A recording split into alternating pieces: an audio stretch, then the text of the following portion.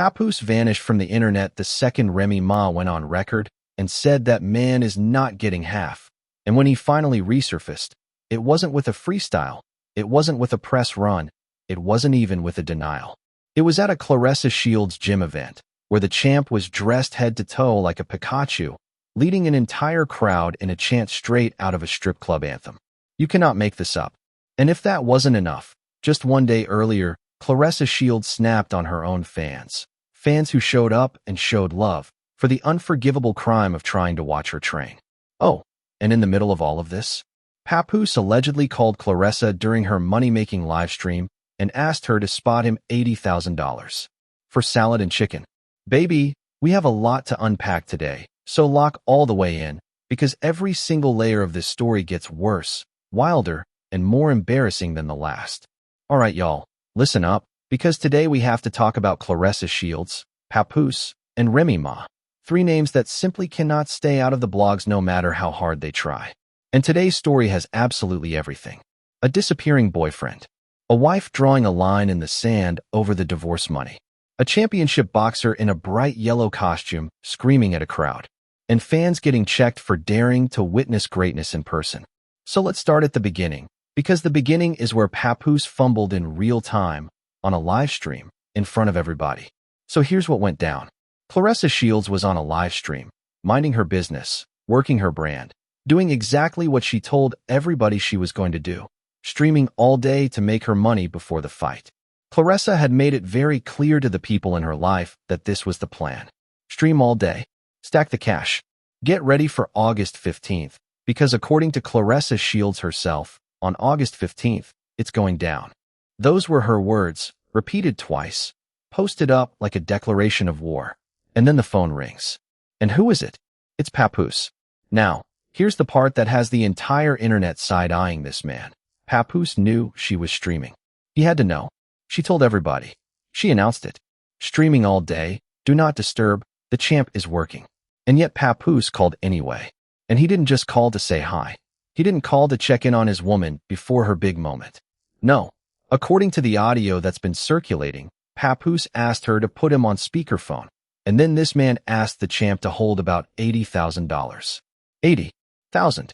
And when you hear what it's supposedly for, your jaw will hit the floor, because in his own words, it was for salad and chicken. Let me say that again for the people in the back. Papoose allegedly interrupted Claressa Shields' livestream, her work, her hustle, her pre-fight bag, to ask her for $80,000 for salad and chicken. That is the most expensive salad in recorded human history. And the craziest part? The casual energy of it all. The way the request floated out of that phone like asking your girl to hold 80 racks is the same as asking her to pick up milk on the way home. Now, if we're being honest, this one moment tells you almost everything you need to know about the dynamic in this relationship. Claressa Shields is out here trying to be an entertainer. She's expanding her brand. She's monetizing her personality. She's building something beyond the boxing ring. And she's doing it days before a fight, which is when most fighters disappear into camp and focus. Say what you want about the champ, but the work ethic is not the question. The woman grinds. And while she's grinding, here comes Papoose, not with encouragement, not with support, but with a request. A big one. A 5 figures deep one. Interrupting her money, midstream, with the whole internet listening. And notice what Claressa didn't do. She didn't blow up the spot. She didn't curse him out on the live. She kept it cute, and she moved along. But the internet caught every second of it, and the clips started flying immediately. Because here's the thing about a live stream. There is no edit button, no publicist, no second take. Whatever happens, happens in front of the world, forever. And what the world saw was a 2-time Olympic gold medalist getting hit with a money request in the middle of her shift. People immediately started asking the obvious question. Why does Papoose need the champ to hold $80,000 in the first place? Where is his money? What happened to the catalog, the features, the shows? And more importantly, why is the request being routed through his girlfriend while his divorce from Remy Ma is still an open wound in the middle of the timeline? Because make no mistake, the timing of that phone call is not a coincidence. Not when you understand what Remy Ma had just said about him days earlier. And that, y'all, is where this story goes from messy to nuclear. Because before the phone call, before the gym event, Before the yellow costume, Remy Ma said something that sent shockwaves through this entire situation. And she didn't whisper it. She didn't hint at it. She said it with her whole chest, on camera, for the world to hear. According to Remy Ma, when it comes to the divorce, when it comes to the split, when it comes to the assets, Papoose is not getting half. Not half of the money. Not half of the property. Not half of anything. Remy Ma looked at the situation, calculated everything that man might be entitled to, and arrived at a number, and that number was 0. And the way she said it, flat, cold, final, it didn't sound like a negotiating position. It sounded like a verdict. It sounded like a woman who did the math, checked it twice, and already moved on emotionally. When Remy Ma said Papoose is not getting half, you could hear the period at the end of the sentence. No comma. No unless. No wiggle room. Now, think about what that means for Papoose in real terms. This is a man who, by multiple accounts, is in the middle of a divorce that he himself reportedly filed. And now the other side of that divorce is publicly declaring that the financial outcome he might have been counting on is simply not happening. Remy Ma didn't just close the door. She locked it, bolted it, and put the security chain on. And the internet's reaction was instant and brutal. People lined up the jokes immediately. If your own wife is on record saying you're not getting half, you'd better hope you never need half of anything. Not half a kidney, not half a lung, not even half a sandwich. And here's where the story takes its strangest turn, because after Remy Ma made that declaration, Papoose disappeared. I'm serious. The man vanished.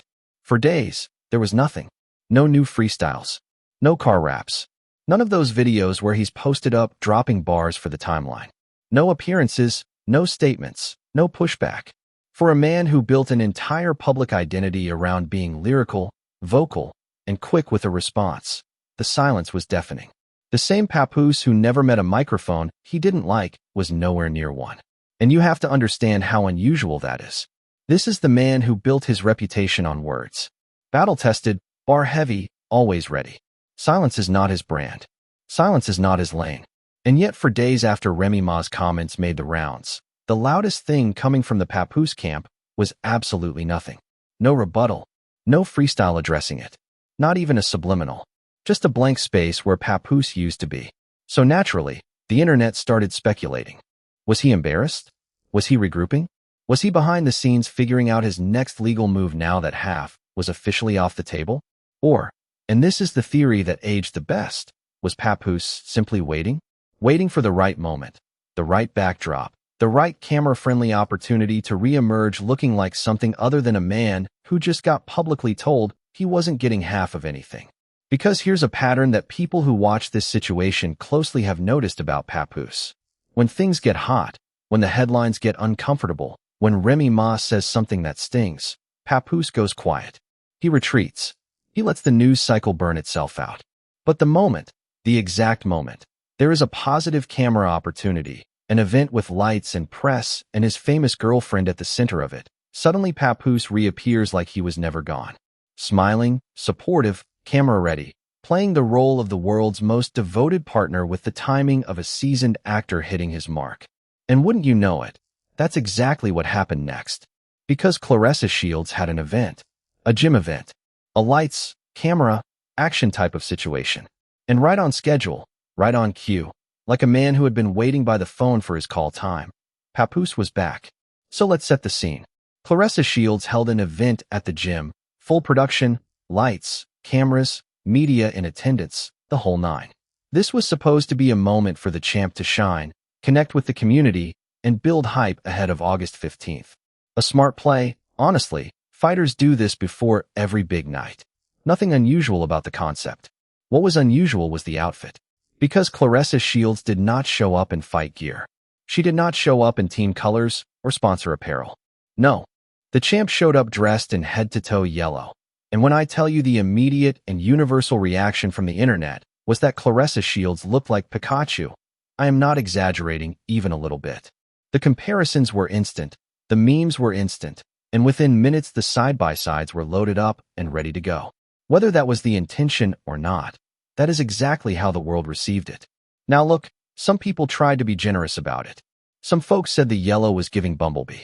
Some said it was giving mascot energy in a fun, playful, community event kind of way. And to be fair, If there were kids at this event, a bright, playful costume actually makes a certain kind of sense. Claressa Shields has always had that playful side, and when she's in her element in front of a crowd that loves her, the charisma is real. The issue was never the fun. The issue, as we're about to get into, is the whiplash, the jarring difference between this version of the champ and the version the fans got literally one day earlier. But hold that thought, because the outfit wasn't even the biggest story coming out of this event. The biggest story was standing right next to her. Papoose was there.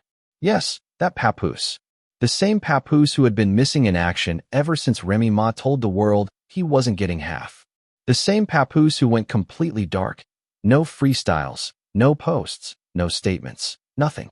The same Papoose who, days earlier, was allegedly on Claressa's livestream asking to hold $80,000 for salad and chicken.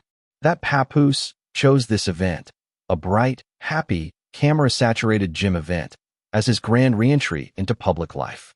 And he didn't just show up quietly, either. From everything circulating, he was in full supportive boyfriend mode. Present, visible, smiling, positioned exactly where a proud partner should be positioned. Looking, for all the world, like a man who had never disappeared at all, like Remy Ma never said what she said, like he hadn't been ghosting the entire internet while the blogs roasted him alive. And this is where I need y'all to really clock the pattern, because the pattern is the whole story. Papoose does not randomly appear and disappear. There is a rhythm to it. There is a strategy to it. When the narrative is uncomfortable, when the story is about money he allegedly asked for, or a divorce he's allegedly stalling, or a wife saying he's getting nothing, Papoose is nowhere to be found. He cannot be reached. He cannot be seen. But the moment the narrative flips to something flattering, a gym full of cameras, a champion girlfriend in a costume, a photo opportunity with his arm around greatness, suddenly, magically, Papoose materializes like he was beamed in directly from wherever he's been hiding. Some people are calling it smart, strategic even. Why feed a negative news cycle when you can just wait for a positive one and step into the light like nothing ever happened? And sure, from a pure public relations standpoint, there is a cold, calculated logic to it. But other people are looking at it very differently. Other people are saying it looks less like strategy and more like convenience, that he shows up for the moments that benefit him and vanishes during the moments that require him to actually stand on something. And once you see that framing, it becomes very hard to unsee, because when you line up the timeline, the absences and the appearances match the narrative pressure almost perfectly. But the costume and the reappearance were just the appetizers. Because at this same event, Claressa Shields decided to lead the entire crowd in a chant.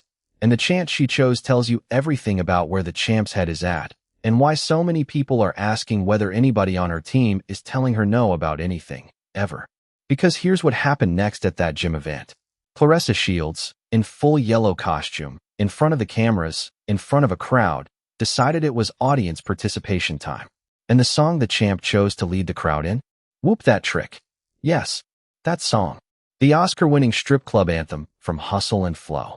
The champ grabbed the moment, hyped up the room, and had the whole crowd chanting it back at her. Whoop that trick, over and over, on camera, at what was supposed to be a community-facing, possibly kid-friendly gym event. Now, I need to be very clear about something before the comments start cooking me. Is Whoop That Trick a legendary record? Absolutely. It won an Academy Award. And the champ's love for Hustle and Flow is well documented. Y'all remember the last time this came up, when Claressa was singing the song and getting the lyrics spectacularly wrong, belting out her own personal remix with a confidence that suggested nobody in her circle had the heart to correct her. That moment was funny, endearing even, the champ being the champ, unfiltered and unbothered. But context matters, setting matters, timing matters, and choosing to lead a crowd chant of that particular record at a gym event, an event where, for all we know, children were present, an event that was clearly designed to soften her image and build goodwill before a fight. That's a choice. A loud, yellow, camera-recorded choice. And it's a choice that becomes downright fascinating when you stack it up against what happened at the gym just one day earlier. Because one day earlier, there was no playful costume. There was no crowd participation. There was no fun, lovable, Pikachu champ. One day earlier, Claressa Shields looked at a group of her own fans Fans who came specifically to watch greatness work, and she spazzed. Let's go back 24 hours. Fans showed up to watch Claressa Shields train. Simple concept. Happens in every gym, in every fight camp, in every city. And these people came with love, phones ready, respect loaded. They came to see greatness. And Claressa Shields snapped on them. In the footage that's been making the rounds, the champ goes off about the fact that people were watching her. Her exact energy was that the fans should consider themselves lucky, grateful, even, that they were being permitted to witness her greatness at all. She told them, essentially, that it shouldn't even be like this. That she doesn't even care that they caught it. That the privilege of watching her work was something they hadn't earned and should feel blessed to receive. The tone was not playful. The tone was pure contempt. Contempt for the very people who form the base of her support. The people who buy the tickets, stream the fights, and defend her name in comment sections she'll never read. And look, before anybody jumps in. Yes, fighters are protective of their training. Yes, game plans are secrets. Yes, there is a long and legitimate tradition of closed camps and guarded sparring. Nobody is denying that a champion has the right to control who sees what before a fight. That's boxing. That's business. That's strategy. But it's not what she protected. It's how she protected it. There's a way to close a workout with grace. Hey guys, camp rules, we've got to shut it down. Love y'all. See you August 15th. And then there's the way it actually went down, which was essentially telling the people in the room that they were lucky to breathe the same air as her sweat. Same gym, same champ, 24 hours apart. And the difference between those two versions of Claressa Shields is the beating heart of this entire story, so don't touch that dial. Because what we're really watching here is not a costume, and it's not a chant, and it's not even a snapped-up gym session. What we're watching is a tale of two Claressas, and the gap between them is getting wider by the week. On one side, you have Claressa Shields, the competitor, the GWAT, multiple weight classes, undisputed championships, a resume that genuinely argues for her place among the greatest to ever lace up gloves, male or female.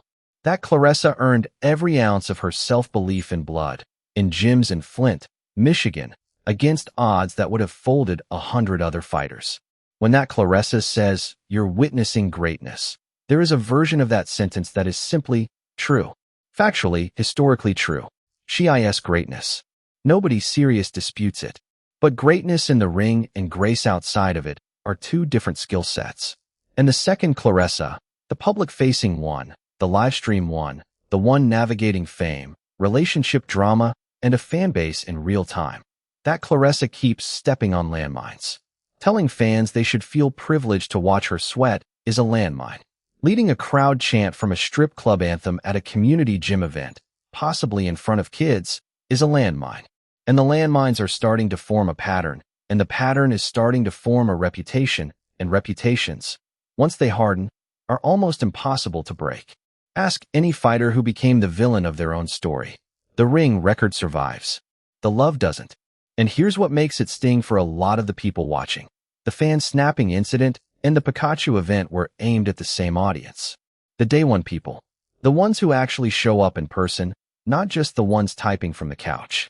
24 hours apart, those people got told they were lucky to witness her, and then got asked to chant for her. That's whiplash. That's an entire relationship with a fan base compressed into one weekend of mixed signals. Love me when the cameras want joy. Get out of my sight when the cameras aren't flattering. And fans, in 2026, are not stupid. They have phones. They have timelines. They have receipts. They notice. Now, let me be fair for a second, because balance matters and the whole picture matters.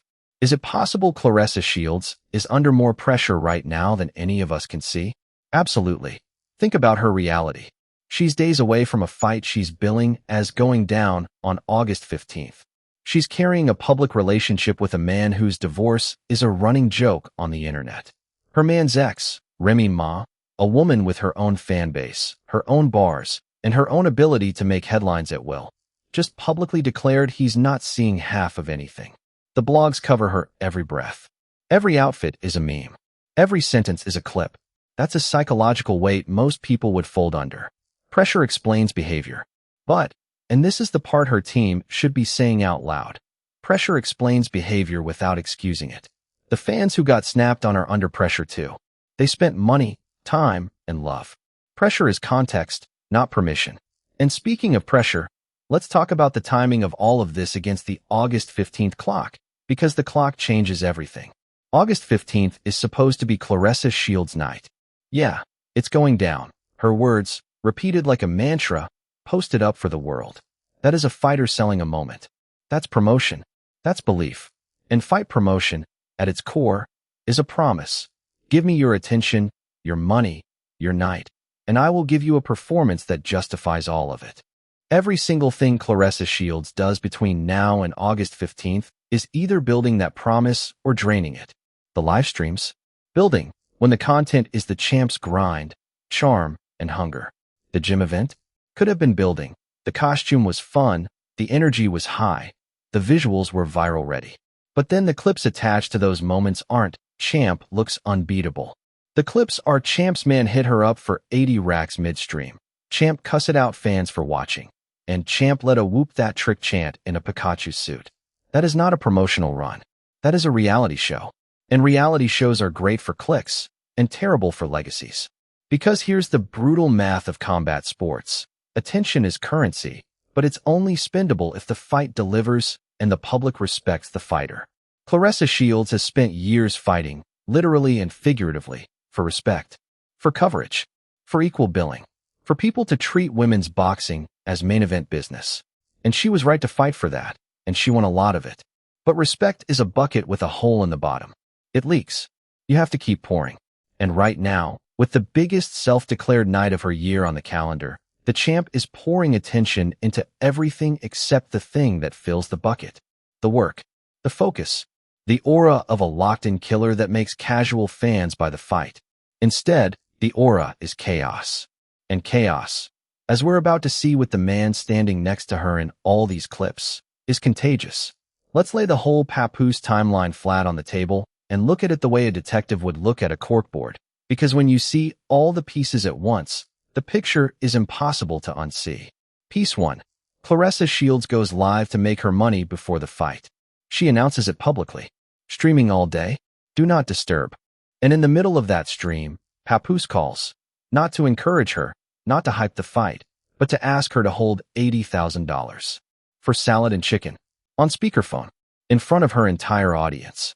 Whatever the real story behind that request is, the optics are a disaster. The champ is working, and her man is calling in with his hand out. Piece 2. Remy Ma. The woman Papoose is still legally entangled with, the woman whose divorce from him has been a slow-motion public spectacle, goes on record and states, flatly and finally, that Papoose is not getting half. Not of the money, not of the assets, not of anything.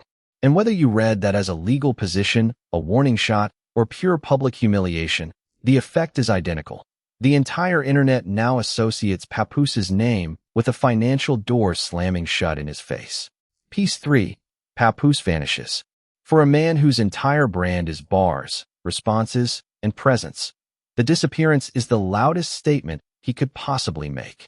No freestyle, no rebuttal, no subliminals, no sightings. Days of absolute, echoing silence while the blogs treated his name like a piñata. Piece 4. Claressa announces a gym event. Lights, cameras, media, fans, a guaranteed pool of flattering footage and positive headlines. And before the lights even finish warming up, there he is. Papoose, back from the void, smiling, supportive, camera ready, standing next to the champ in her Papoose suit like the past week of humiliation was a rumor he never heard. Now, put those 4 pieces side by side and tell me what shape they make. Because to a growing number of people watching this situation, the shape looks like this. Papoose is there for the spotlight, absent for the storm, and audible only when he needs something. When she needed him quiet and supportive while the internet roasted her for snapping on fans. Where was he? When she needed a united front while his ex-wife's comments dominated her comment sections. Where was he? But when there was a gym full of cameras and a crowd ready to cheer. Front and center. Every single time. Never there when she needs him, but always right on time when the moment serves him. That's not an accusation, y'all. That's just the timeline reading itself out loud. And here's the question nobody in their circle seems willing to ask out loud. What exactly is the financial arrangement here? Because the $80,000 phone call didn't happen in a vacuum. It happened while his divorce, and the money attached to that divorce, is the single biggest storyline attached to his name. Remy Ma says he's not getting half. Days later, he's on the phone with his girlfriend asking her to hold 5 figures. You don't need a calculator to understand why the internet connected those dots instantly. Maybe it's innocent. Maybe there's an explanation that makes perfect sense behind closed doors. But in the court of public opinion, timing is testimony, and this timing testifies loudly. Meanwhile, Remy Ma is watching all of this. And if you know anything about Remy Ma, you know silence from her is never surrender, it's reloading. She already told the world he's not getting half. The internet is already waiting for the follow-up. The jokes write themselves at this point. If he's not getting half the assets, maybe she can at least tell him where his clothes ended up, because the way this is going, the next update on Papoose's belongings is going to come from a thrift store rack. That sounds like a joke, but with how public and how personal this divorce has gotten, absolutely nobody would be surprised if the next chapter is even pettier. This situation has not found its floor yet. Every week, somebody asks, can it get messier? And every week, the universe answers, watch this.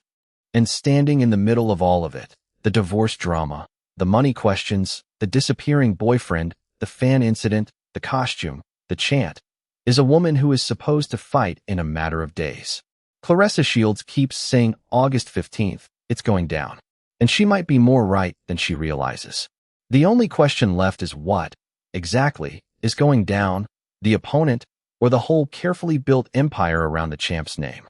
Let's slow down for a second and talk about what this whole saga is really about, because underneath the memes and the Pikachu suit and the salad and chicken invoice, there is a real, uncomfortable conversation happening here about loyalty, money, and what it looks like when two people's brands get tangled together at the worst possible time. Start with Claressa Shields. Say what you want about the temper, the chants, the costume choices. The woman has never had anything handed to her. Flint, Michigan. 2 Olympic gold medals. Undisputed in multiple divisions. She clawed her way into rooms that were not built for her and demanded a seat, and when they didn't give her one, she brought her own chair. That is not hype. That is history. So when you watch Claressa on a live stream, working her audience, building an entertainment lane for herself days before a fight, you are watching a woman who understands something most athletes learn too late. The checks stop when the lights do. Fighters have a shelf life. Personalities don't. Claressa Shields is trying to build the second thing while she still has the first. That instinct is right. That instinct is smart. That instinct deserves respect. Which is exactly why the phone call hit people so hard. Because when you're watching a woman build, in real time, in public, with her sleeves rolled up, and the man attached to her calls in mid-build with a request instead of a compliment, a handout instead of a hand up, it lands wrong. It lands wrong in the gut. And it lands even worse when you know the context the whole internet knows. That the man calling is in the middle of a divorce where his ex has publicly sworn he's walking away with nothing. People didn't just hear a boyfriend ask his girlfriend for a favor. People heard a preview. A preview of a dynamic that could follow the champ for years if she's not careful, where her grind becomes somebody else's plan B. Now flip it, because fairness is the whole job here. Is it possible that $80,000 between partners is just Tuesday? These are not regular people with regular money. Claressa Shields has commanded 7-figure purses. Papoose has had a long career with real business behind it. Maybe the number is nothing to them. Maybe salad and chicken is an inside joke we're all too outside to get.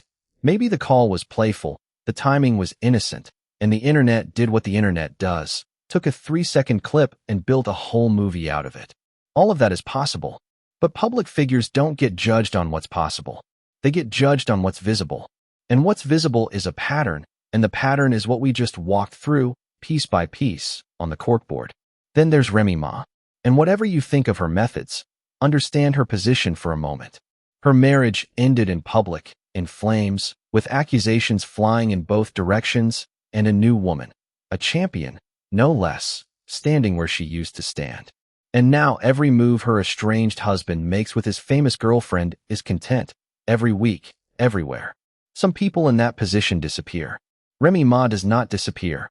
Remy Ma goes on camera and states, with the calm of a woman reading a grocery list, that he is not getting half. You can call it petty. You can call it honest. You can call it legally savvy. But what you cannot call it is unclear. Remy Ma drew the brightest line in this entire saga, and every single thing Papoose does from here on out will be measured against that line. Every purchase, every appearance, every favor asked on a live stream.